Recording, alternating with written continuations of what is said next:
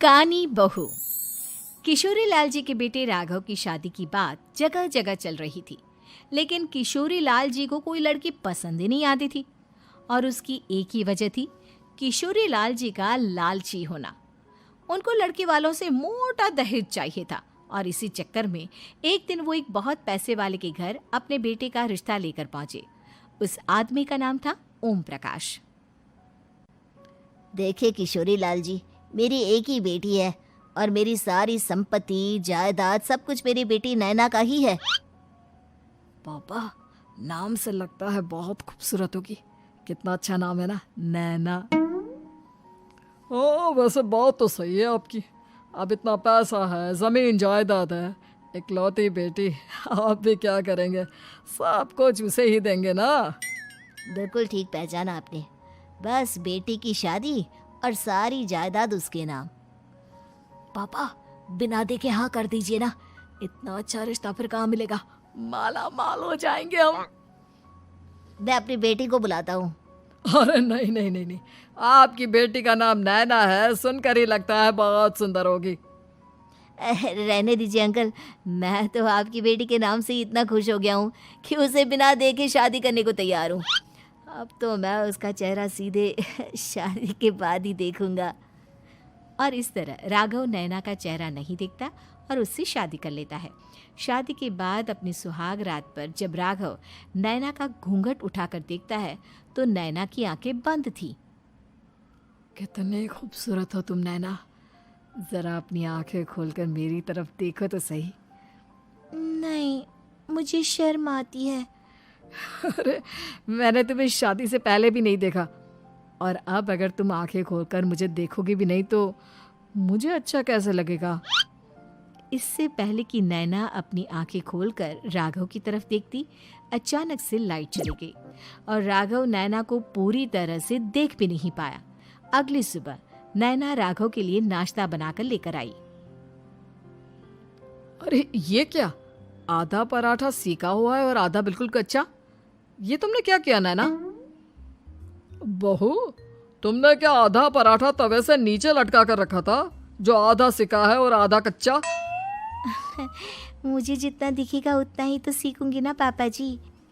जहाँ जहाँ मुझे नजर आ रहा था वहाँ मैंने सीख लिया, जहाँ जहाँ नहीं दिखा वहाँ कच्चा रह गया होगा। इसका क्या मतलब है? ये कैसा मजाक कर रही है तुम? अरे बहू, तुमने इतना लंबा घूंघट क्यों लगाया हुआ है? देखो, हमारे घर में बहुओं को बेटी की तरह रखा जाता है, और फिर तुम तो इतना सारा माल लेकर आई हो। देखो, ये घूंघट डालकर रखने की कोई ज़रूरत नहीं है। हाँ नैना, पापा जी ठीक कह रहे हैं, तुम तो आराम से रहो, अपना ही घर समझो। नैना अचानक से अपना घूंघट उठा लेती है। अरे ये क्या पापा, नैना की तो एक आंख फूटी हुई है। नाम से नैना, लेकिन ये तो कानी बहू निकली। मेरे साथ धोखा हुआ है, धोखा। बिना दिखाए अपनी कानी लड़की मेरे संग ब्याह दी। मुझे कानी बीवी नहीं चाहिए। मुझे अभी ओम प्रकाश जी से बात करनी पड़ेगी। आखिर उन्होंने मेरे साथ ऐसा किया क्यों? अरे, आप लोगों ने ही तो पापा से कहा था कि आप लोग शादी से पहले मुझे देखना नहीं चाहते। अब मेरे पापा पर क्यों इल्जाम लगा रहे हैं? अरे लेकिन उन्हें बताना तो चाहिए था ना कि तुम कानी हो, एक आंख से तुम्हें दिखाई नहीं देता। किशोरी लाल और राघव नाराज होकर ओम प्रकाश को अपने घर बुलाते हैं।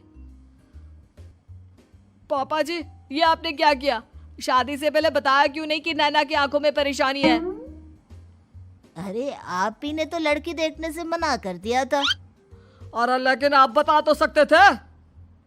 आपको तो हमारी बेटी की प्रॉपर्टी चाहिए थी, वो भी पूरी की पूरी। अब क्या हुआ अगर उसे आधा दिखाई देता है? प्रॉपर्टी तो आपको पूरी मिल गई ना। अरे ये क्या बात हुई? मेरी शादी प्रॉपर्टी से नहीं, आपकी बेटी से हुई है। अब ये तो पहले सोचना चाहिए था, तब तो मेरी प्रॉपर्टी देखकर तुम्हारी जुबान लप लप आ रही थी। लेकिन मैं कानी लड़की को अपनी बीवी बनाकर नहीं रख सकता। पापा, कुछ करिए ना आप। हाँ, करता हूँ। देखिए ओम प्रकाश जी, आप हमारे साथ ऐसा नहीं कर सकते। और तुम देखो, अगर तुमने मेरी बेटी से शादी तोड़ी ना, तो जो भी प्रॉपर्टी मैंने तुम्हें दी है वो तो पूरी की पूरी वापस ले ही लूँगा, और आधी प्रॉपर्टी तुम्हारी भी लूँगा। अरे मेरी आधी प्रॉपर्टी भला क्यों लेंगे आप? इसलिए क्योंकि मेरी बेटी को आधा नजर आता है और उसकी नज़र अभी तक तुम्हारी आधी जायदाद पर ही पड़ी है। अब तुम उसे घर से निकालोगे तो कुछ तो लेकर जाएगी ना। और अगर हम आपकी बेटी को अपने घर की बहू बना कर रखे तो? तो तुम्हारी पूरी प्रॉपर्टी तुम्हारी ही रहेगी, और जो मैंने तुम्हें दिया है ना, उसमें से बस मैं आधा लेकर जाऊंगा।